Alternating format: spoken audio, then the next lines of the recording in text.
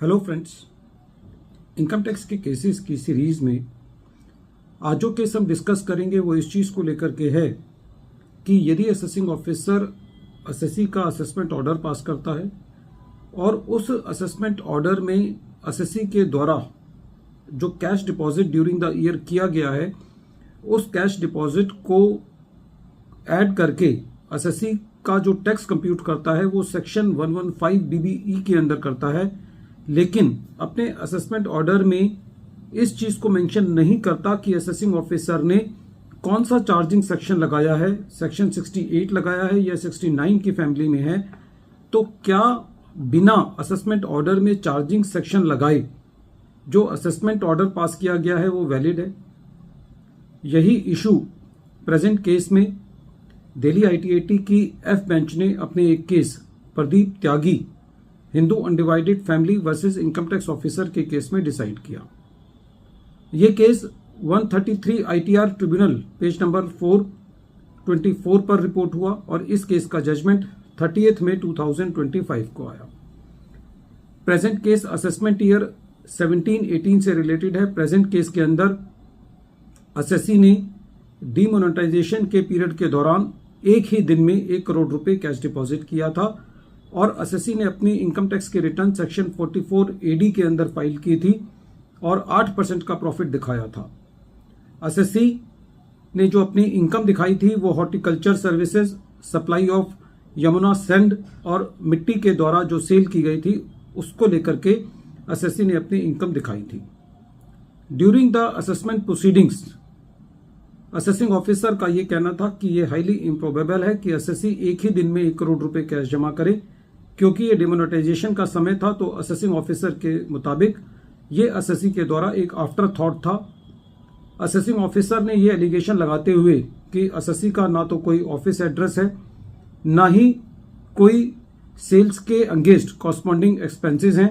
और ना ही असेसी का किसी गवर्नमेंट ऑर्गेनाइजेशन के साथ कोई रजिस्ट्रेशन है, कोई ट्रांसपोर्टेशन के सबूत नहीं है, कोई भी बुक्स ऑफ अकाउंट्स नहीं है। तो ये सारे एलिगेशंस असेसी पर लगाते हुए असेसी का 1 करोड़ रुपए का एडिशन किया बिना सेक्शन को मेंशन किए, लेकिन जो टैक्स रेट था वो सेक्शन 115 BBE के अंदर कैलकुलेट किया। जब ये मैटर CIT अपील के पास गया तो CIT अपील ने भी असेसिंग ऑफिसर के ऑर्डर को एज इट इज रखा और बेसिकली असेसिंग ऑफिसर के ऑर्डर को रिलिटरेट किया, पूरा का पूरा एज इट इज छापा। जब ये मैटर ट्रिब्यूनल के पास गया तो असेसी की जो मेन कंटेंशंस थी वो ये थी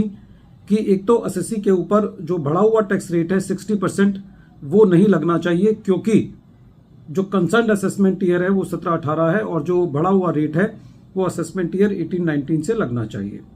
असेसी का ये कहना था कि एक बार यदि मैंने 44 AD चूज कर लिया तो फिर अब मुझे बुक्स ऑफ अकाउंट्स मेंटेन करने की जरूरत नहीं है। और तीसरा, असेसी की जो मेन कंटेंशन थी वो ये थी कि सेक्शन 115 BBE तभी लगाया जा सकता है जब या तो सेक्शन 68 या 69 की फैमिली में एडिशन हो,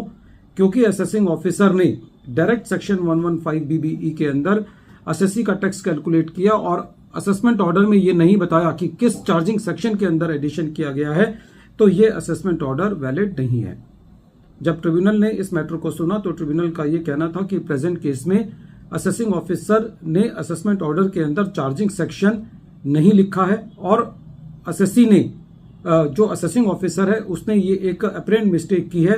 कि डायरेक्ट सेक्शन 115 BBE पर जंप किया है बिना ये बताए हुए कि असेसी की इनकम कौन से इनकम टैक्स के प्रोविजन में असेसिंग ऑफिसर ने चार्ज की है। ट्रिब्यूनल का यह कहना था कि CIT अपील ने प्रेजेंट केस के अंदर जो असेसिंग ऑफिसर का ऑर्डर है उसको word to word copy paste किया है एक तरीके से, और दूसरा जो असेसी का जो ग्राउंड था कि असेसिंग ऑफिसर ने असेसमेंट ऑर्डर के अंदर जो चार्जिंग सेक्शन नहीं लिखा है उसको एक तरीके से पूरी तरीके से नजरअंदाज किया